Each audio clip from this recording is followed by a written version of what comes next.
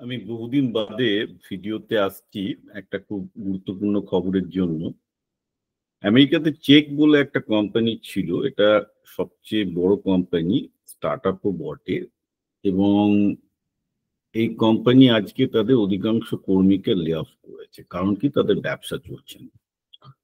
এই কোম্পানিটার business model হচ্ছে এটা, যেটা একসময় খুবই জনপ্রিয় ছিল ছাত্রছাত্রীদের মধ্যে। কারণ তারা মাসে মোটে $14-15, অর্থাৎ ধরুন $1000 বা $1200 বিনিময়, যেটা আমেরিকায় কিছুই না। তারা ছাত্র এখান থেকে সমস্ত রকমের হোমওয়ার্কের হেল্প পেত, অর্থাৎ তাদের ম্যাথামেটিক্স হোমওয়ার্ক বলুন, যেটা হিস্ট্রি করবে বা ইতিহাস করবে, অনলাইনে এদের অনেক হেল্পিং টুল মেটেরিয়ালস এসব ছাত্ররা পেত।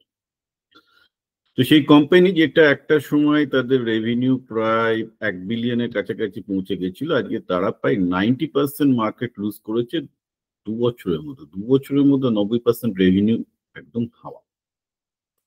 এবং এর সিও বলছেন যে এটার মূল কারণ যে ছাত্রছাত্রীরা আমাদের এই $15 সাবস্ক্রিপশন নিচ্ছে না।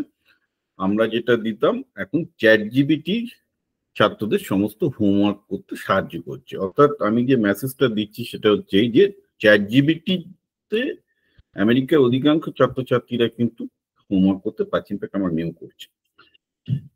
তো এখন প্রশ্ন হচ্ছে এই যে চ্যাট জিপিটি, ডুওলিঙ্গো ইত্যাদি যেসব এআই অ্যাপগুলো এসছে, তারা স্টুডেন্টদের যে হোমওয়ার্ক করতে হেল্প করছে, তাতে কি শিক্ষকদের চাকরি থাকবে? কারণ এই যে চেগে যারা চাকরি হারিয়েছেন তাদের অধিকাংশই কিন্তু শিক্ষক। তারা বিভিন্ন টাইপের মেটেরিয়াল তৈরি করতেন চেগের জন্য, হোমওয়ার্কে হেল্প করার জন্য ছাত্রছাত্রীদের।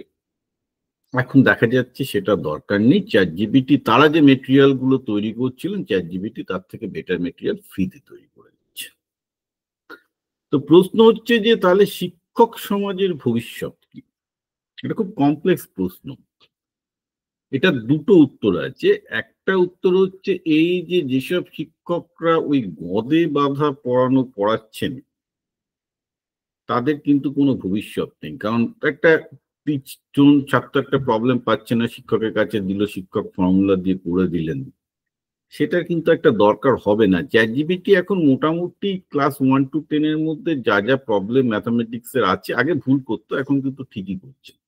একটু কঠিন প্রবলেম দিলে পারে না, কিন্তু কঠিন প্রবলেম গুলো এমনিতেও পরীক্ষায় আসে না। ওগুলো যারা ভালো ছেলের জন্য, তাদের জন্য, তারা নিজেরাও অন্যভাবে করতে পারে। তো প্রশ্ন হচ্ছে চ্যাট জিপিটি যেভাবে লোকজনের হোমওয়ার্কে হেল্প করছে, তাতে কি আর দরকার আছে? দেখুন, এই ব্যাপারটা কিন্তু 2 বছর আগে থেকে বলে আসছি যে চ্যাট জিপিটি ব্যবহার করে যারা ছাত্রছাত্রীরা হোমওয়ার্ক করছে, তারা কিন্তু শিক্ষকের থেকে ভালো হেল্প পাবে।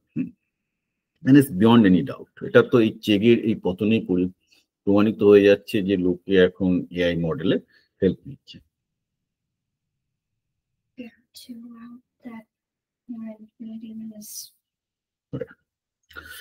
সো এখন একটা ব্যাপার যেটা সবাইকেই শিক্ষকদের ভাবতে হবে, তাহলে কোন ধরনের শিক্ষকতা টিকে থাকবে? এর একটা সহজ উত্তর আছে। চ্যাট জিপিটি যেমন প্রশ্নের উত্তর দিচ্ছে, তেমন চ্যাট জিপিটি কিন্তু একটা ছাত্রদের মনকে অত ভালো বুঝতে পারবে না।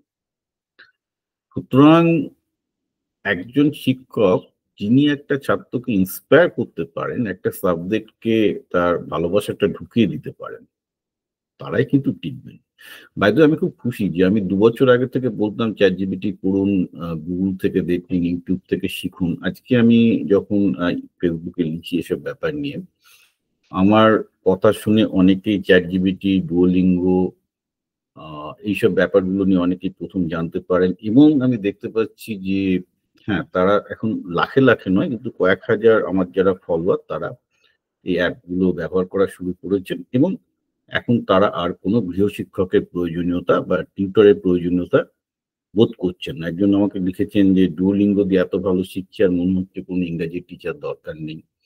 অনেকে বলছেন চ্যাট জিপিটি দিয়ে যত ভালো ইংরাজি এবং অঙ্ক শিখছে, আমার তো দাদা কোনো টিচারের দরকার আছে বলে তো মনে হয় না। এগুলো কিন্তু সত্যি ঘটনা। তো প্রশ্ন হচ্ছে এটাই যে টেকনোলজি একটা ছাত্র বা ছাত্রী যত সহজে অ্যাডপ্ট করতে পারবে, এটা তার জন্যই ভালো। এবং সেই দুনিয়াতে একটা শিক্ষককে টিকে থাকতে গেলে কিন্তু তাকে খুব ইনোভেটিভ হতে হবে। একদম আমাদের সময় যারা সেরা শিক্ষক ছিলেন, যারা ছাত্রছাত্রীদের মনটাকে পরিবর্তন করতে পারতেন, তারাই কিন্তু টিকবেন।